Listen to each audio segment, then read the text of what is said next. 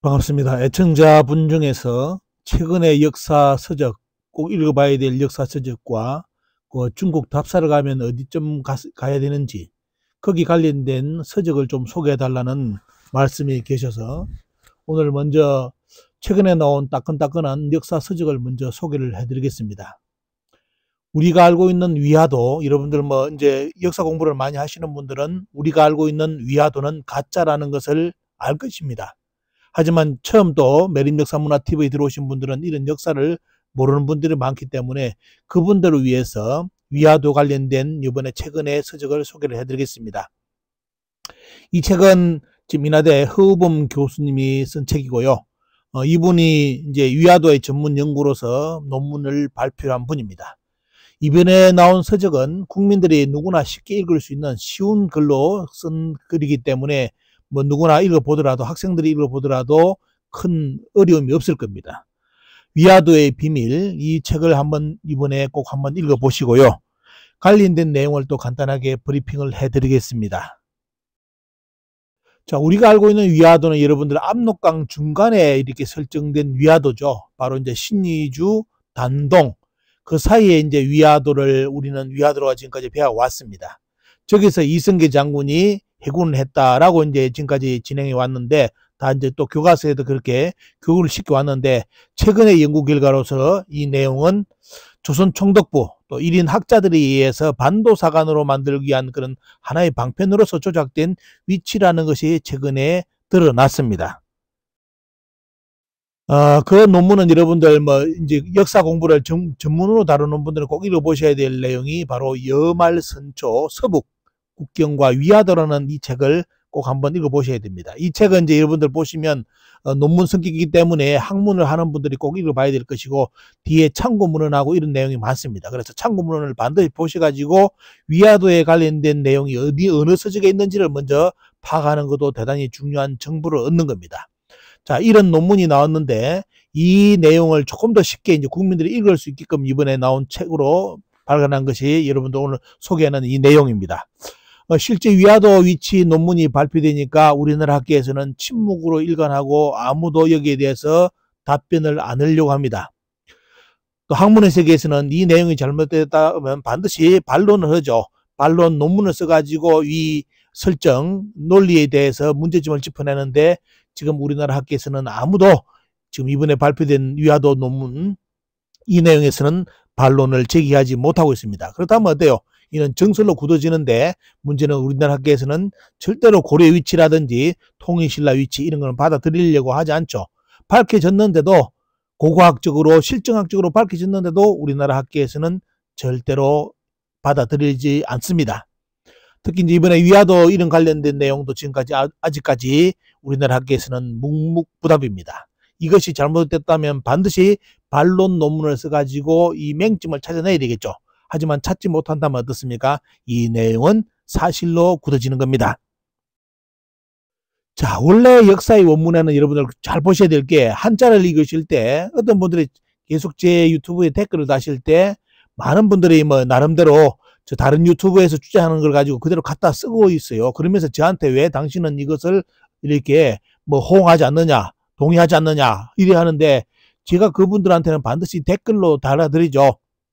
한자 원문을 보셨냐고, 그리고 사료 원문이 어디 있는지 출처가 명확한지, 그리고 한자의 원문, 사료 원문을 정확하게 보시고 확인하라고.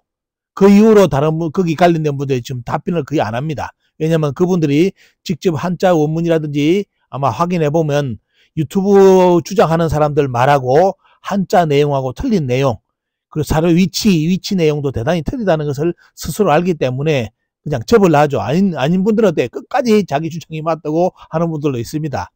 모르고 주장하는데 뭘 아낍니까? 따질 수도 없는 것이고. 자, 여러분들 압록강과 위화도 위치도 여러분들 정확하게 보신다면, 이 사료 원문에 이 하나를 가지고 정확하게 지금까지 검증을 했다면 지금까지 압록강에 여러분들 위화도 위치는 이야기를 한 사람이 없었을 겁니다. 자, 원문에 어떻게 나옵니까? 자, 원문에는 도압록강 나옵니다. 압록강을 건넌다는 뜻이죠. 이게 뭐냐면 강을 완전히 하나로 넘는 겁니다. 건너서 뭡니까 보면 위화도에 진을 쳤다라고 나오죠. 자, 중요한 포인트는 압록강을 건너느냐, 압록강 중간이냐 말이죠. 그래서 이 사료 원문의 위화도에 관련된 문헌은 압록강을 건너야 위화도가 나오는 걸로 되어 있습니다. 그런데 우리가 배운 위화도는 어디 있습니까? 압록강을 건너지 않고 압록강 중간에 있는 위화도라고 이렇게 표현을 했죠. 그렇게 또 국민들이 지금까지 알아왔습니다. 뭐 이렇게 위만이 여러분들 뭐 위만하고 기준에 대해서 이야기 나올 때 기준이 여러분들 기준왕이 또 어떻게 되죠? 준왕이 바다를 건넜다고 나옵니다. 사료에 또. 그러면 건넌다는 표현은 뭐냐? 평양에 있던 기준왕이 익산 쪽으로 내려온 것을 도자라고 건넜다는 표현을 씁니까? 그건 안 되잖아요. 이런 걸 우리나라 학자들이 한자 공부를 안 해가지고 짚어내지를 못합니다. 그렇기 때문에 뭐냐? 앞에 선행 논문 보고 그대로 어떻습니까? 앞에 사람들이 이렇게 연구했으니까 자기도 거기에 기준해가지고 주장을 하겠다라고 논문을 쓰니까 계속 엉뚱한 논문이 나오고 말 그대로 조선 총독부의 식민사학을 벗어나지는 못하는 겁니다. 자, 오늘 여러분들 사료 원문. 자, 위화도의 위치는 압록강을 건너야 위화도 위치가 나온다는 것이 가장 중요한 포인트죠. 요걸 가지고 위화도를 찾아 나가야 됩니다. 그런데 우리가 배운 위화도는 여러분들 압록강 중간 신도 위에 있는 위화도죠. 그것은 뭐다? 이거는 압록강을 건넜다는 표현을 쓰면 안 되겠죠. 그럼 뭡니까? 압록강 중간에 들어갔다 입을했다는 거죠. 이런 표현으로 한자가 정확하게 써져 있어야 되는데 도자를 썼기 때문에 뭐다? 반드시 압록강을 건너야 나오는 위치가 위화도입니다. 그럼 뭐냐? 이것은 섬도자의 위화도의 도자가 아니라는 뜻입니다. 여러분들 섬도자 있다고 무조건 섬이 아니죠. 도는 여러분들 섬이 아니라도 물이 빠짐이라든지 그런 걸 가지고 뭡니까? 도를 붙이는 것도 위화도의 도자를 붙이는 데도 그런 데도 있습니다. 이런 것도 잘 아셔야 됩니다. 그렇기 때문에 일단 우리가 찾고자 하는 위화도는 뭐다? 압록강을 건너야 되는 것이지 압록 중간에 들어가는 이 부분은 절대로 위화도가 위치가 아닌 걸로 되어야 되죠. 자, 그런데 이런 위화도가 어떻습니까? 조선 후기 이제 나라가 흔들리면서 이런 위화도도 어떻습니까? 위치도 아리까리해집니다. 그러다 보니까 이것을 누가 노리느냐? 조선 총독부에서 노려가지고 위화도 위치를 완전히 어떻습니까? 못을 박아버립니다. 자, 그게 누구냐? 바로 쓰다 속기치. 여러분들 조선 역사지리 이번에 최근에 1, 2권 번역서가 나왔습니다. 저 책 반드시 보셔야 됩니다. 역사 공부하는 분들 저 책 안 읽고 어떻습니까? 뭐 특히 역사학과에 있는 분들 저 역사책을 읽지 않고 쓰다 속기치 역사지리 책을 읽지 않고 지금 교과서에 있는 내용이 검증되었다? 다 개소리라는 거 압니다. 여러분들 저 책 요번에 조선 역사지리 번역본이 두 권이 나왔는데 저것은 역사학과의 필수책입니다. 반드시 읽어보셔야 지금 우리나라 국사책에 쓰다 속기치가 쓴 내용 그대로가 어떻습니까? 들어있는 것이 확인이 됩니다. 자, 쓰다 속기치가 1914년 조선 역사지리 때 압록강을 어디로 갖다 놓느냐? 압록강이 어떻습니까? 압록강 위치하고 그 다음에 위화도 위치를 설정하면서 어떻습니까? 압록강 중간에 위화도로 못을 박습니다. 이것이 어디로 들어가느냐? 바로 조선 총독부의 조선사에 그대로 들어가면서 자, 조선사 3편 제7권 283쪽에 뭘 했느냐? 자, 압록강을 건너서 위화도가 나온다는 구절이 어떻게 바뀌느냐면 좌우군이 압록강을 건너서 나오는데 뭐죠? 위화도 강중에 주둔했다 나옵니다. 자, 여러분들 아십니까? 압록강을 건너긴 건너는데 뭐라 해보면요. 다 건너는 게 아니라 강 중간에 주둔했다 해가지고 여러분들 앞에 보셨던 그 섬의 위치로 바로 위화도를 만들어버립니다. 이렇게 완전히 확정되고 난 뒤에 때요. 일본인들과 조선 총독부에서 압록강의 위치가 어떻습니까? 압록강 가운데로 어떻습니까? 위화도가 그대로 설정이 돼버리는 겁니다. 그걸 우리 국민들은 지금까지 배워왔던 것이죠.